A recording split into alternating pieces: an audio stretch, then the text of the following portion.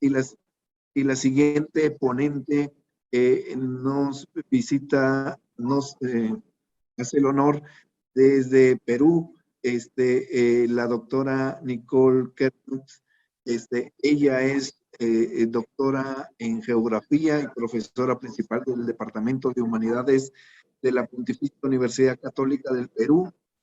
Es presidenta de la Sociedad de Geografía de Lima, miembro de número de la Academia Nacional de Ciencias del Perú, punto focal nacional del Programa de Agua de la Red Interamericana de Academias de Ciencia y ANAS, presidenta emérita de la Asociación Mundial del Agua en Perú, ha sido presidenta del Comité Científico para América Latina y el Caribe de la Convención de las Naciones Unidas de Lucha contra la Desertificación, consultora de varios organismos internacionales, así como de las entidades gubernamentales, empresas y organizaciones de la sociedad civil en Perú.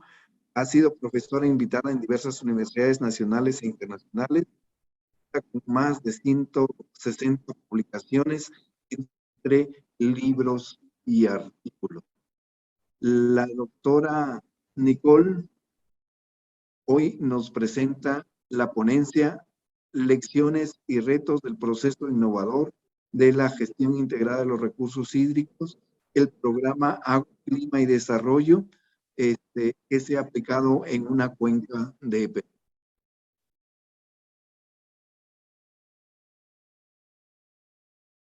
Adelante, doctora Nicole, por favor. Muchas gracias, Si puede compartirnos su presentación. Muchas gracias, doctora. Un honor para nosotros. Muchísimas gracias, doctor Juan Enrique Rubiños Panta. Felicitaciones por este evento tan importante. Felicitaciones al Colegio de Postgraduados, al Colpos.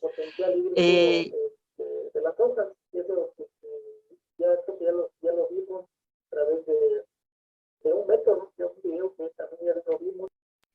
¿Hay algo? No. Me encanta poder estar hoy día con ustedes. Es un honor para mí unirme a la celebración del Día Mundial del Agua, de esta Semana Mundial del Agua este año, y quisiera exponerle brevemente el programa Agua, Clima y Desarrollo, que es un programa de América del Sur que dirijo, que ha sido creado en 2013 por la Asociación Mundial de Agua. Y veremos algunas lecciones, es muy amplio y voy a poner el acento sobre algunas cosas solamente. Sobre un marco conceptual que no podemos olvidar, porque quien habla de agua habla de conectividad. Luego veremos los antecedentes del programa, el esfuerzo por construir la gobernanza que pasa a menudo por diseñar a nivel de sistema, pero diseñar también con campo, etcétera, metodologías transdisciplinar. Abordaremos el reto de desarrollar infraestructura verde, infraestructura hídrica, y veremos algunos de los retos actuales y futuros antes de unas conclusiones. Todas las fotos son fotos de esta subcuenca de Santa Eulalia. Ante todo, cuando nos toca este año poner el acento sobre subterráneos, las aguas subterráneas, que muchas veces son los grandes olvidados. Por eso he puesto este esquema que muestra la conectividad entre los ecosistemas terrestres, subterráneos, atmosféricos las 3 dimensiones de la cuenca, acuáticos y el ecosistema marino costero. Pero también no podemos olvidar que dentro de esos servicios ecosistémicos, los más importantes son los servicios de base, los servicios de soporte, entre el cual el ciclo hidrológico, con ciclo de formación de suelos, de nutrientes, etcétera. Pero dentro de esos servicios se degradan, impactan a los demás, esencialmente los servicios de regulación, que son servicios directos de las funciones ecológicas. Y a menudo lo ponemos al mismo nivel que los servicios de suministros y culturales, y así no es. Por eso hoy en día hay una especial atención en entender las múltiples y complejas conectividades entre esos ecosistemas. Y todo eso dentro de la GIR, la gestión integrada de recursos hídricos, desde 1996, que como todos lo saben, es un proceso, no hay ninguna varilla mágica, es un proceso que promueva el manejo, la gestión articulada, coordinada de la tierra, del suelo, que soporta las actividades, pero también que es clave de toda producción, que es vital de los recursos relacionados para maximizar el bienestar social y económico de manera equitativa. No solamente economía circular, pero equidad a nivel social, lo que significa que al degradar los servicios ecosistémicos, ellos ya no pueden proveer de la misma manera y gratuitamente los servicios para los beneficios de las poblaciones. Lo más lógico sería recuperar, restaurar esos servicios para que sigan brindando gratuitamente sus beneficios y no reemplazarlos por innovaciones muy interesantes, por una tecnología de punta, pero que es carísima y que acrece la brecha entre los más pobres y los más ricos. Por eso la GIR presta una especial atención a la integración sectorial, al agua para la gente, el agua para la alimentación, que no pueden estar unas contra otras, que tienen que integrarse, agua para la energía, pero también agua para otros usos y para la naturaleza. No pueden funcionar los ecosistemas sin agua. Por eso, la GIR está íntimamente articulada con la conservación de los servicios ecosistémicos y la gestión de los ecosistemas. La gestión integrada es el medio que va a permitir llegar al fin, cuál es la seguridad hídrica, calidad y cantidad, oportunidad, resiliencia ante el cambio climático, pero sobre todo salud humana y salud de los ecosistemas para lograr mayor equidad y beneficios que recaen en todos. En ese contexto quiero hablarle del programa titulado Mejora de la interacción transsectorial para la generación de resiliencia al cambio climático y seguridad hídrica en la subcuenca de Santa Eulalia. Es un programa que nació y que ha ido desarrollándose gracias a Global Water Partnership Sudamérica, que tiene varias facetas que no voy a poder desarrollar.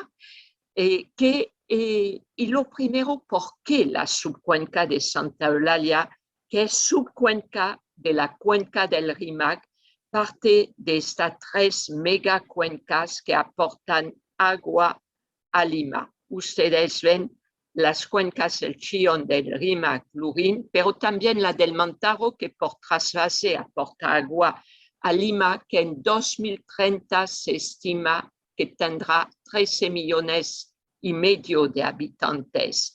Hoy ha pasado durante el COVID los 10 millones de habitantes, con una migración venezolana que se estima de más de 750,000 habitantes en Lima y con muchísimos problemas.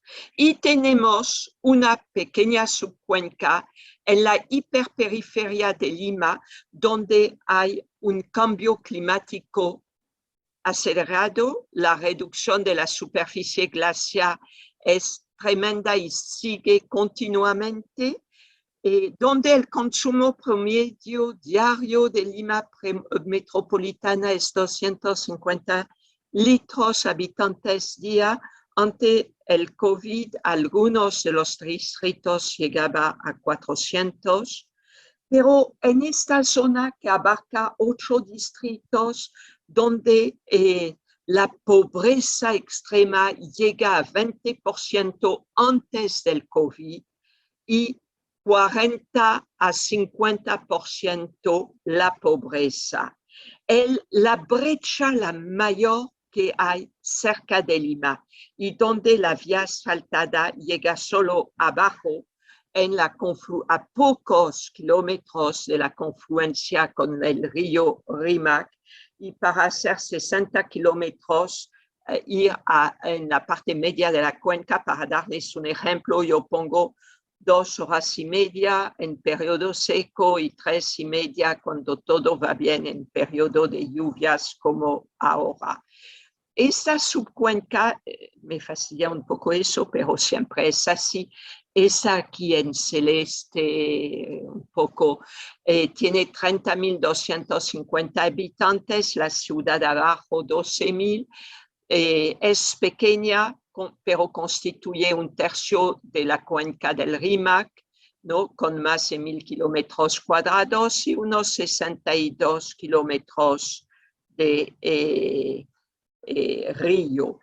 Es ahí que se desencadenan todos los eventos, lluvias, que pueden ser muy importantes. Durante el Niño costero han afectado 2 centrales hidroeléctricas, porque es a través de esta subcuenca que Lima obtiene 50% de su electricidad y por ella discurre 70% del agua para Lima metropolitana, que le da la espalda. Cuán vulnerable es la subcuenca de Santa Eulalia, que es válvula de seguridad para Lima metropolitana. Este marco, este territorio de agua que quiero presentarle, y quiero también al abordar construir la gobernanza, recordar a alguien que es amiga, que quiero mucho por haber trabajado con ella en las Llanas, en el programa de agua, Blanca Elena Jiménez Cisneros, que hoy es embajadora de México en Francia, que decía siempre, se suele decir que las crisis del agua son crisis de gobernanza, debido a que las soluciones técnicas conllevan el desafío de traducirlas en quién hace qué, a qué nivel y cómo se hace. En la mañana, justo antes de entrar, yo estaba discutiendo soluciones basadas en la naturaleza y ver cómo no poner todo el peso a la empresa prestadora de servicio, pero también que las municipalidades tomen su responsabilidad. Es sumamente difícil. Indudablemente la doctora Jiménez tiene toda la razón.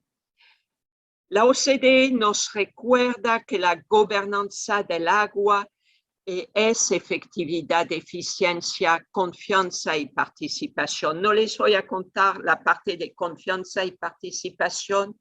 Desde 2012, la comunidad campesina Nord Huarochirí y la mancomunidad de municipalidades vinieron a la universidad, me buscaron en mi curso de gestión de cuencas y hemos ido construyendo poco a poco.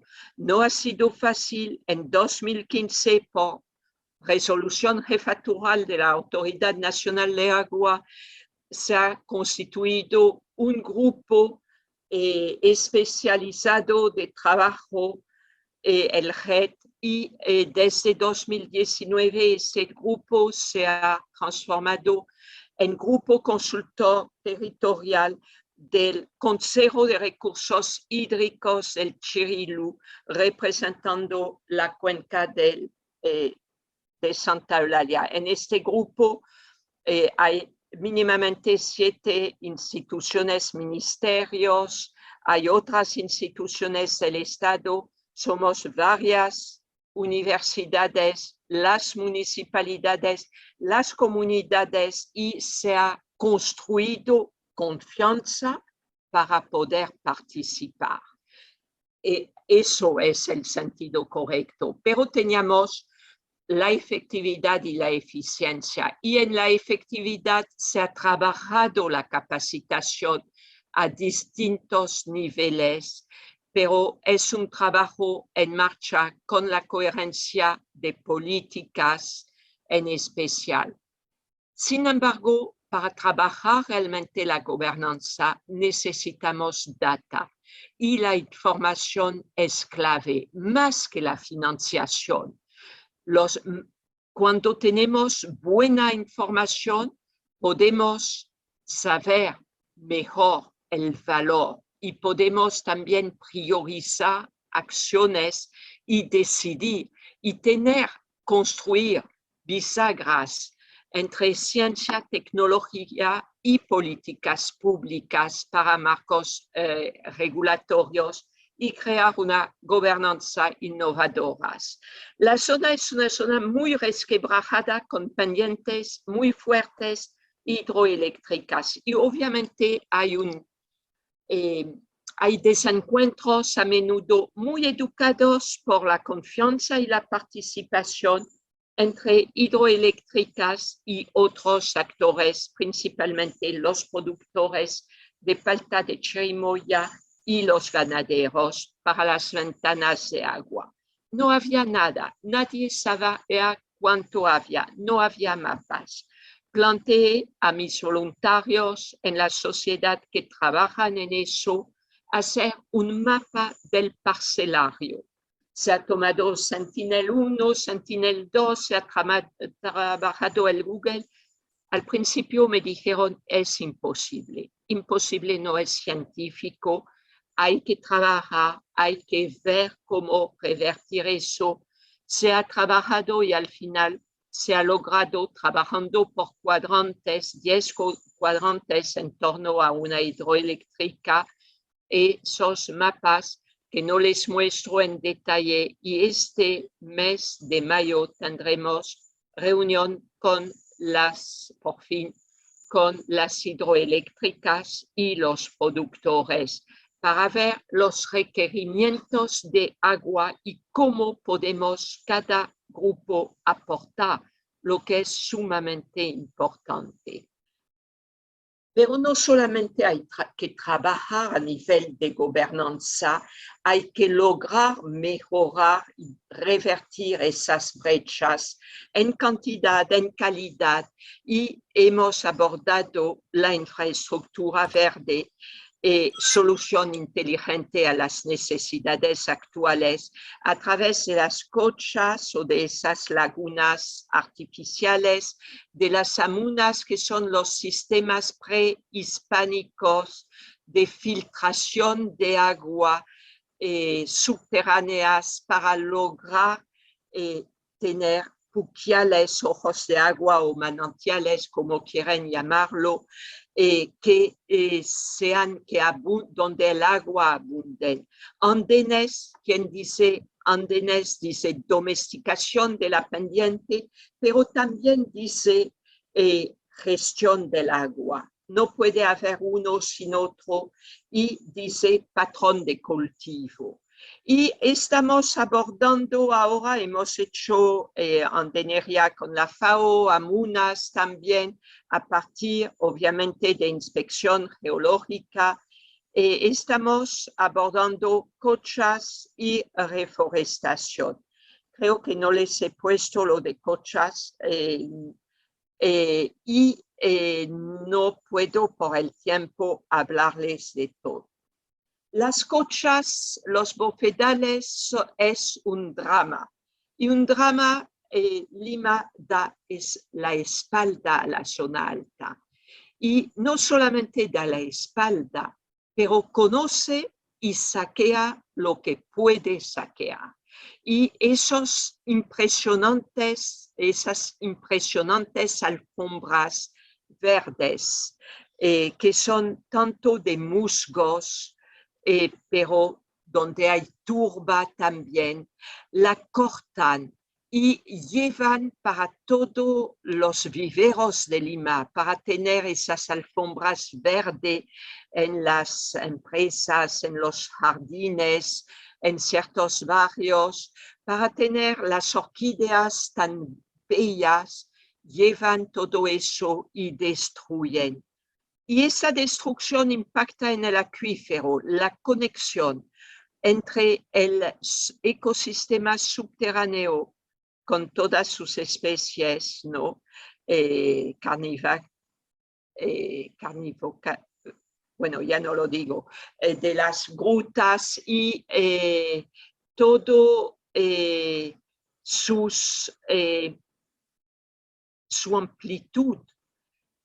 Al impactar eso, impacta en la percolación, en la infiltración, ya no se dan de la misma manera, pero en la superficialidad las especies múltiples, desde bacterias, pececillos, gusanos, etcétera, ya se resienten en la parte superior del acuífero, y nos falta estudios. Ahí sí tenemos que reconocer que deberíamos hacer un enorme esfuerzo para trabajar. No hay una institución académica que trabaja ecosistemas subterráneos de manera sistemática, ¿no?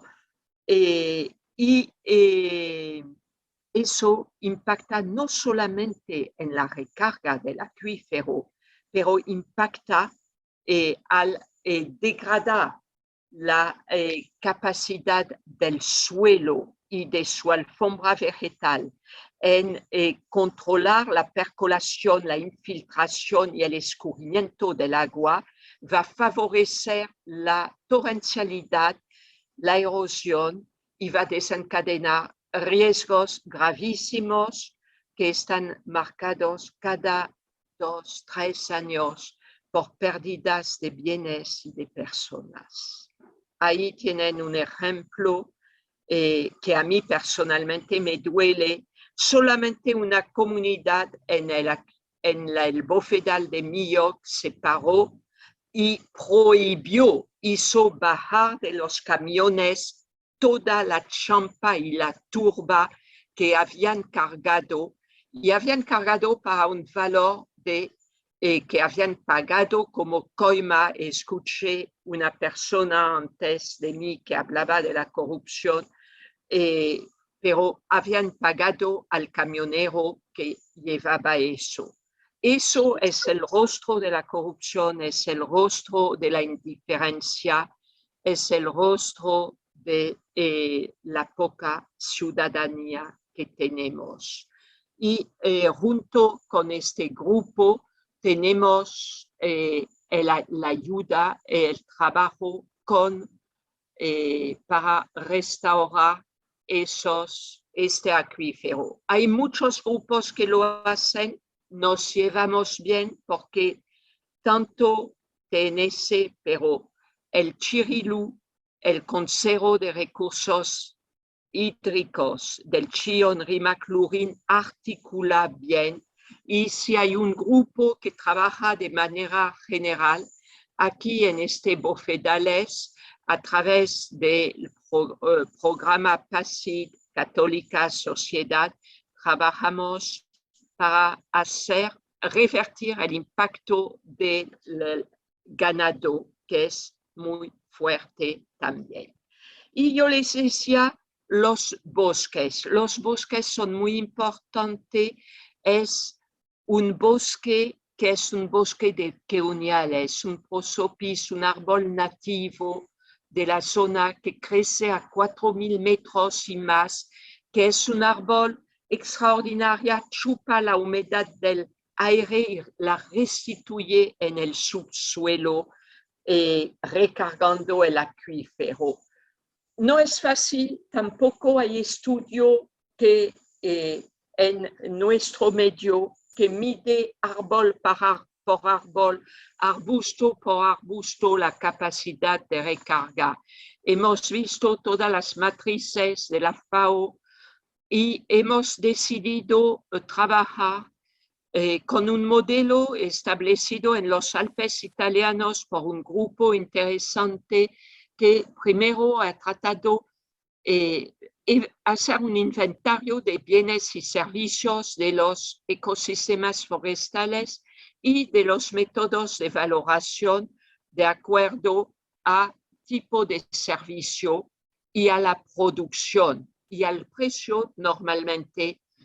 Y hay muchos productos que uno olvida que son muy importantes: la caza, las bayas, las setas, las trufas, etcétera, pero también los servicios de regulación a nivel de riesgos naturales, la protección, pero también de almacenamiento de carbono y servicio cultural. Y se va a calcular, todavía no se ha hecho, justamente en la reunión que tuve justo antes, hemos visto cómo poner en pie un sistema matricial con indicadores, variables, etcétera, que permita ver el tipo de protección y también las obras de ingeniería que significa. Una de las primeras va a ser el control de la erosión del suelo y la restauración de las riberas, pero no con geotextiles. En esta zona no hay ni el dinero, encontraremos cómo lograrlo distintamente. ¿Cuáles entonces son los retos? Los retos son, de un lado, consolidar la gobernanza, pero también restaurar los servicios ecosistémicos para producir bienes y poder tener realmente la retribución necesaria. Aquí, perdone, no he tenido tiempo para poner el mapa en inglés, pero pienso que no es tan en español, que no es tan importante. Es de un perspective paper que yo había hecho, donde ustedes pueden ver toda la zona alta con lagunas, humedales, bofedales, el bosque relicto, las zonas de zanjas de infiltración, ¿no? Y también la zona de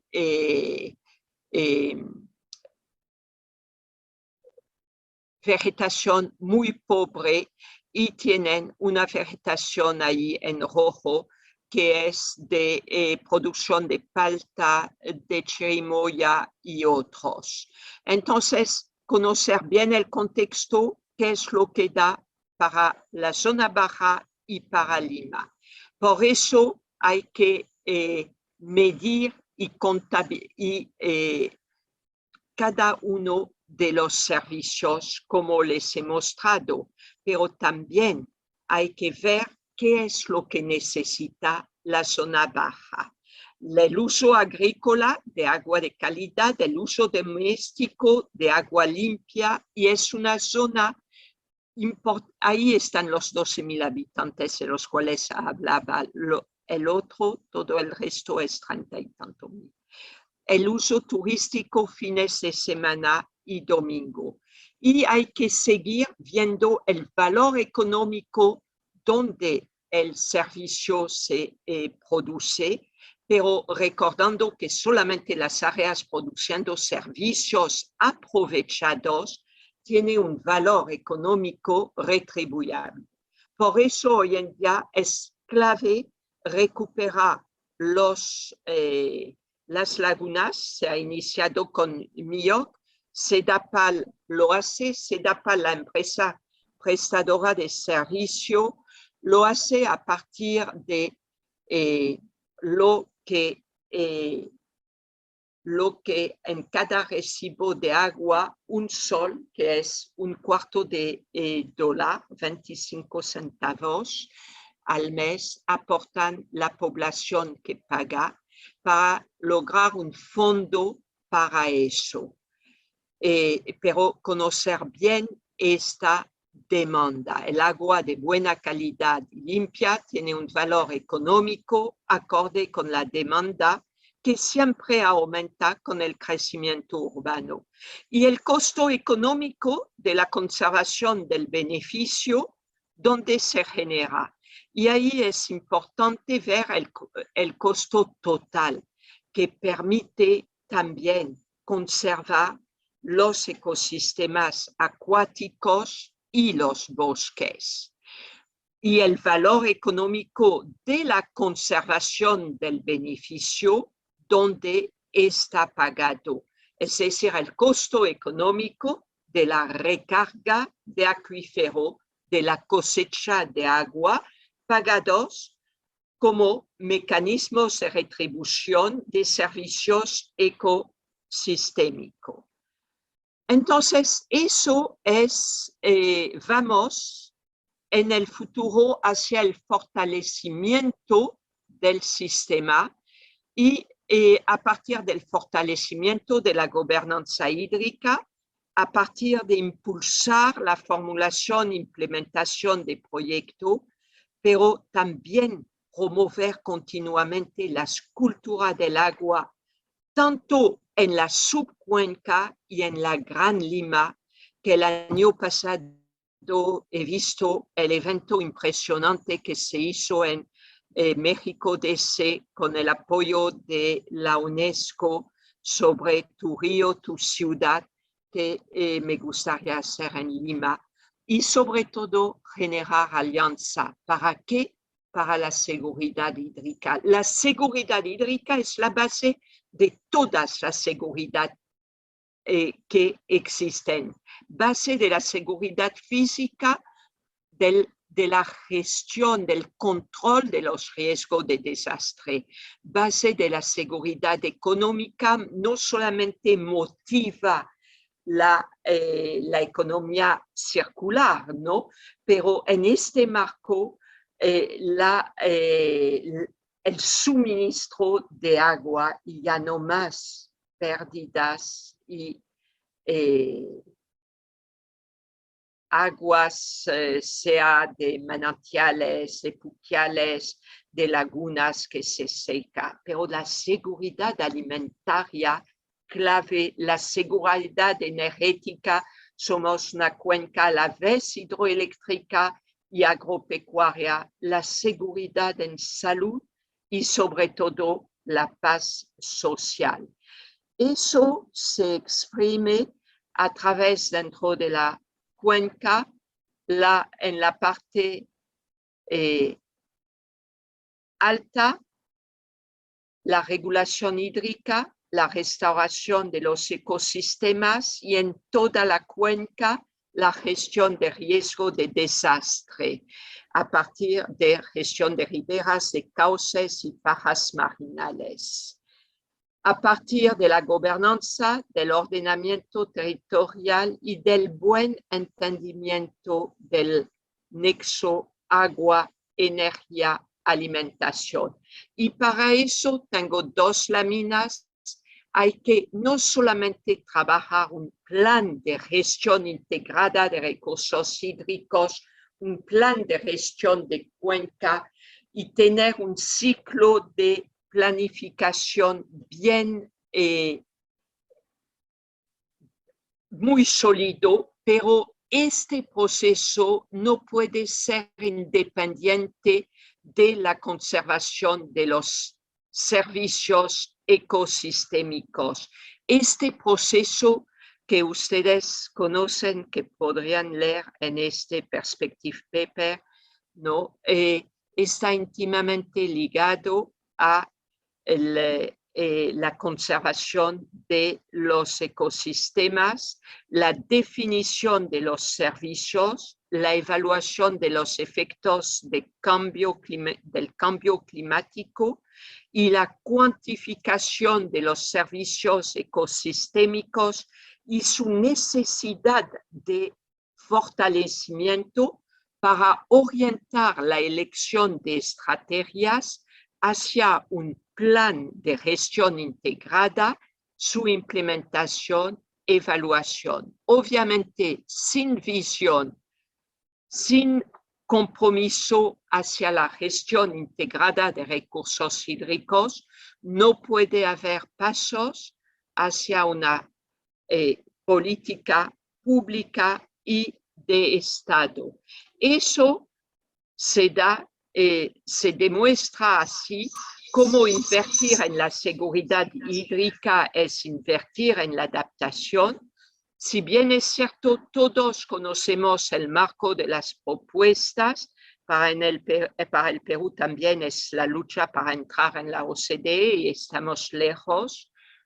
Tenemos que entender que los 3E no son al azar, pero son secuenciales. Y eso nos permite proponer una estrategia en torno a invertir y combinar correctamente esas 5 I's de la integración, inversión, información, institución e infraestructura, que voy a tratar de apurarme, ¿no? Pero que son no solamente integrar la GIR, la gestión de riesgo de desastre, la gestión integrada del territorio, sabiendo que todos los territorios son territorios de agua, pero integrar las políticas nacionales y las de Estado, enmarcar las políticas a nivel articulado, aprender de la naturaleza, como decía Leonardo da Vinci, ¿no? Vaya a tomar tu curso en la naturaleza, ahí está nuestro futuro y eso es cierto porque hay que enmarcar las políticas a la luz de esa conectividad que nos ofrece cada vez la naturaleza. Pero la inversión, mucha flexibilidad, no solo ir más allá de la economía circular y también tener flexibilidad en caso, y eso es recurrente, de un niño como el niño costero hace menos de 5 años.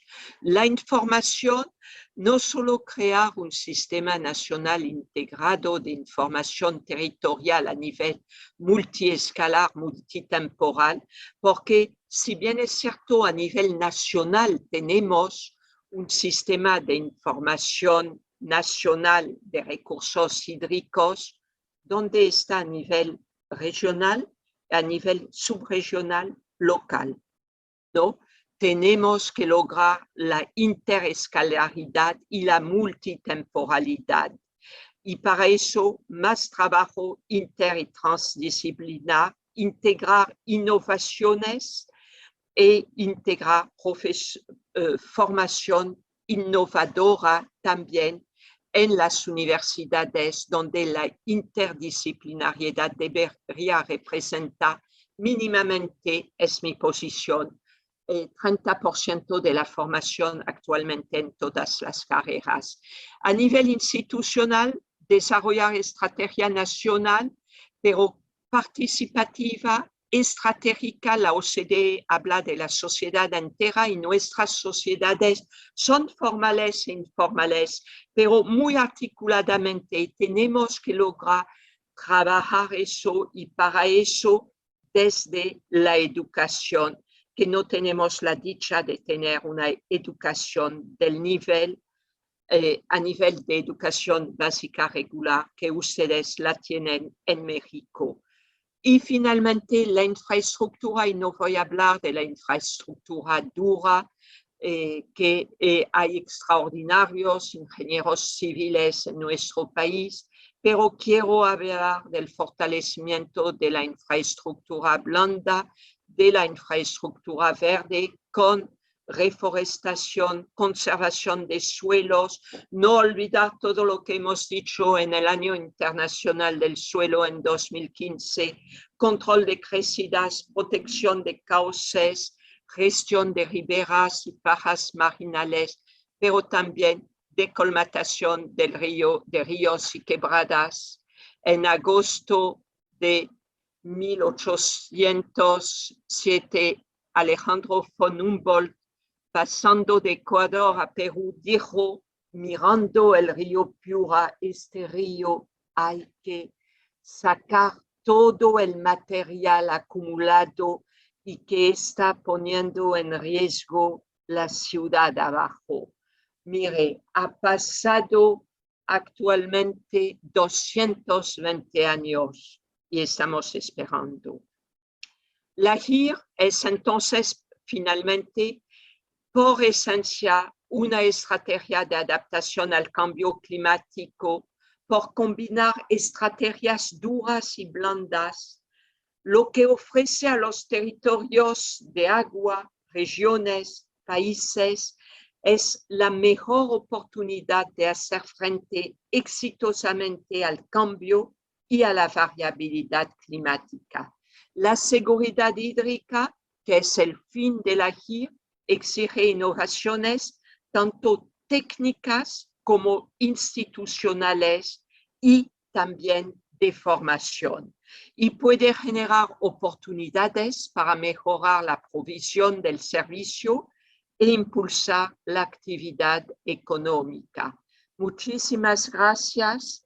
Recordemos que el agua es un recurso para todos y una responsabilidad de todos. Muchísimas gracias por su atención y por su invitación.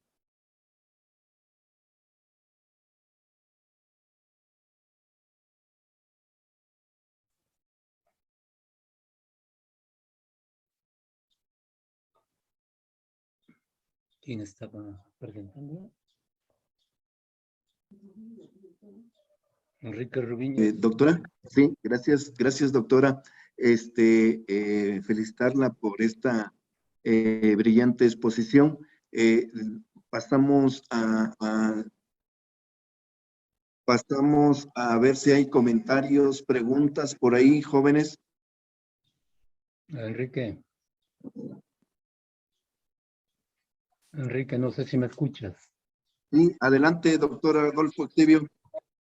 Doctora, buenas tardes. Le habla Adolfo Eusebio, originario de Ferreñafe, Lambayeque, departamento, Perú. Tuve la oportunidad de trabajar hace 40 años más o menos y siempre he estado en contacto con los usuarios, productores, técnicos del Alto, Medio y Bajo Piura, Río Piura. Con respecto a la solve, digamos, de la parte baja del río Piura, donde los puentes, principalmente el puente Independencia sobre la ciudad de Piura, provoca solvamientos e inundaciones. Escuchando su disertación, hay una normatividad muy completa, muy completa en lo que respecta, digamos, al manejo de las cuencas hidrográficas. Y la consulta, el comentario es el siguiente. Dado, digamos, que el gobierno peruano populista y marxista, tengo entendido su tendencia, digamos un poquito de Sendero Luminoso, ¿cómo es que está apoyando? ¿Cómo están haciendo el seguimiento, la inversión, presupuesto, tecnología, manejo de todas las herramientas que usted está mencionando en su presentación para apoyar, digamos, el uso integral en una cuenca hidrográfica, no solamente en Piura, en Lima, sino, digamos, en todo el Perú? Sería mi consulta, doctora. Buenas tardes. Muchísimas gracias, doctor, por su pregunta. Mi esposo es chiclayano, he sido la persona que ha trabajado de muy cerca el primer plan maestro Chancay Lambayeque y estoy por publicar pronto un libro atlas sobre el Alto Chancay Lambayeque, sistematizando 30 años de trabajo. Me da mucha pena nuestro país, digo nuestro porque no solo soy peruana, por el documento nacional de identidad, por alma, vida y corazón lo soy. He trabajado en las 196 provincias del país y verdad que no prefiero tocar el tema porque no hay dinero, usted ve por los medios lo que hay, pero sí hay voluntades. Como tengo los jóvenes, uno, si bien es cierto, ciertas cosas son muy difíciles, todavía hay otras factibles, porque de otro lado, esta confianza y participación que se había creado es algo que no se perdió. Las comunidades creen en ustedes cuando trabajan. Saben que han sido engañados una y otra vez, pero creen en ustedes. Y yo tengo siempre, desde la Sociedad Geográfica de Lima, que ha sido creada en 1888, hacemos llamados a voluntarios. Tenemos equipos de voluntarios que trabajan, que dan su trabajo como nosotros gratuitamente. Es la única manera. ¿Hasta cuándo? No lo sé, pero no es fácil. LANA, la Autoridad Nacional de Agua, acaban de cambiar de nuevo. No sé lo que va a suceder. Lo que sé es que todos los sectores académicos, pero también, por ejemplo, el Consejo de Recursos Hídricos, con muy buenos ingenieros, no han desechado a nivel local todo y están siguiendo trabajando. La empresa prestadora de servicio también está trabajando duro. Soy parte del directorio de la empresa de Sedapal, no sabemos hasta cuándo también, pero estamos trabajando duro, uniendo esfuerzos, y ahí es lo que dice la GIA, las alianzas estratégicas y tener también bien claro quién lo hace, cómo, con qué, y esperando que en pocos meses podremos tener una situación más amable. Gracias, doctora. Tiene levantada la mano el doctor Walter Obando Licera, profesor de la Universidad Agraria La Molina. Sí, también Walter Obando nos ha apoyado muchísimo. Viceministro, ex viceministro y ex jefe de ANA. Walter, un gusto tenerlo. Adelante, por favor.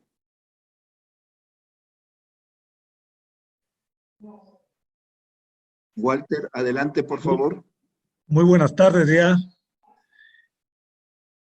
a todos los hombres y mujeres del agua reunidos en esta celebración del Día Mundial del Agua, organizado por el posgrado de Hidrociencias del Colegio de Graduados del Campus Montecillo, México. Gracias, doctor Enrique Rubiños, por permitirme participar.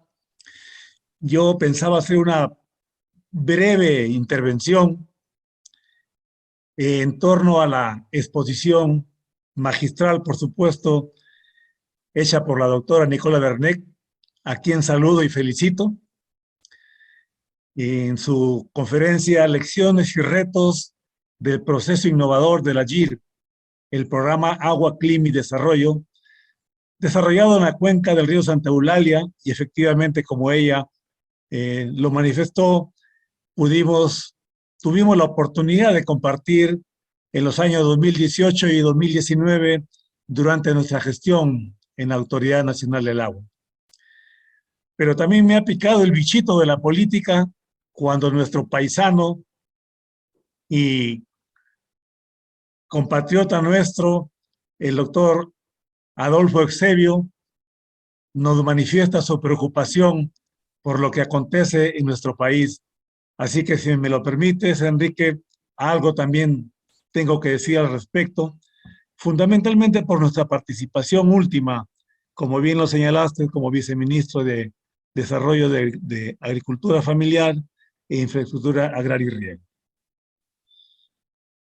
No tengo nada que agregar respecto a lo expuesto por la doctora Nicole, pero hay una idea de trabajo que me viene dando vueltas ya hace un buen tiempo y que me gustaría compartirla con ustedes porque es algo transversal a todas las exposiciones que se hacen y que es inherente a lo que hacemos en el día a día en la ingeniería y gestión de los recursos hídricos. Y es que en nuestros países, y por qué no a nivel mundial, y que a lo mejor no tomamos en cuenta en la toma de decisiones, fundamentalmente en la implementación de políticas públicas, es lo siguiente: que los impactos hídricos ambientales se evidencian en el mediano y largo plazo. Eso es fundamental destacar, ¿no?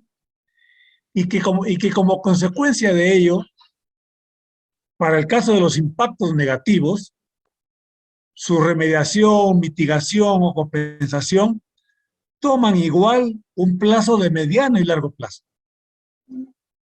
El ejemplo, el que nos ha puesto la doctora Nicole, la depredación de la cobertura vegetal de los bofedales en la cuenca alta del río Santa Eulalia, se va a evidenciar en el mediano y largo plazo cuando quienes vivimos en Lima reparemos que el flujo base durante la época de estiaje disminuyó o en el peor de los casos desapareció el flujo base durante el estiaje. Eso toma 20, 30 años. Y reponer, remediar y mitigar el flujo base en el marco del ciclo hidrológico y del cambio climático nos va a tomar otro tanto, 20, 30 años más. Eso es fundamental, que reparemos en lo que es el tiempo en la ingeniería y gestión de los recursos hídricos. Otro ejemplo que podríamos citar es la degradación de los suelos agrícolas por problemas de mal drenaje y salinidad. El caso específico del Valle de Chancay de Lambayeque en el norte que conocemos. Podemos decir que en promedio, por cada hectárea que hemos ganado a la agricultura, hemos perdido otra por problemas de mal drenaje y salinidad. ¿Cómo vamos a remediar esta degradación de suelos en tiempo y recursos? Necesariamente en el largo plazo. Y eso lo verá la siguiente generación. Entonces, es fundamental que reparemos en que todo lo que hagamos o dejemos de hacer en materia de ingeniería y de gestión de recursos hídricos se evidenciará en el mediano y largo plazo, y desde ya entonces tenemos que ir poniendo los puntos sobre las IES, como es, por ejemplo, el cambio de la normatividad hídrica en nuestros países, ¿no? O la implementación de un programa de recuperación de suelos, o la conservación de nuestras cabeceras de cuencas. Eso es para el mediano y largo plazo. En cuanto a la pregunta del doctor Exebio, he tenido un fugaz paso efectivamente de 2 meses por el ministerio, el ex Ministerio de Agricultura, hoy llamado de Desarrollo Agrario, en que infelizmente nuestros padres nos enseñaron, y digo infelizmente entre comillas, nuestros padres nos enseñaron qué es lo que se puede hacer, pero también qué es lo que no se puede ni se debe hacer. Y cuando eso se da en todo aspecto técnico, ético, moral, es mejor dar un paso al costado. Y en sencillo, la gestión de los recursos hídricos en nuestro país, no hay la voluntad política para hacer de ella una política de Estado, una política pública.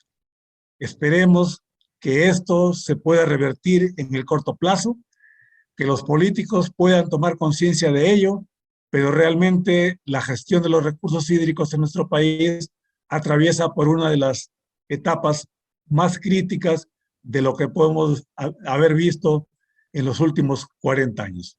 Muchas gracias. Gracias, doctor Obando. Gracias, amigo. Importantes comentarios. La gestión integrada de los recursos hídricos es compleja, tiene un componente político, de voluntad política, pero también otros temas, como lo ha comentado la doctora Nicole, la ecohidrología, que son temas muy importantes que debemos abordar para la conservación de los recursos hídricos.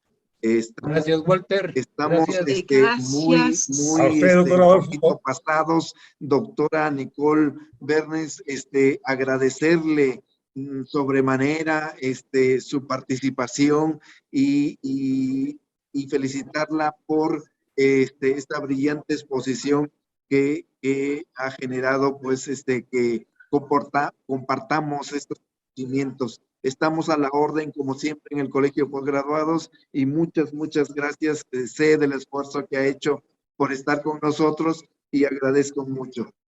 Continuamos con el programa y muchas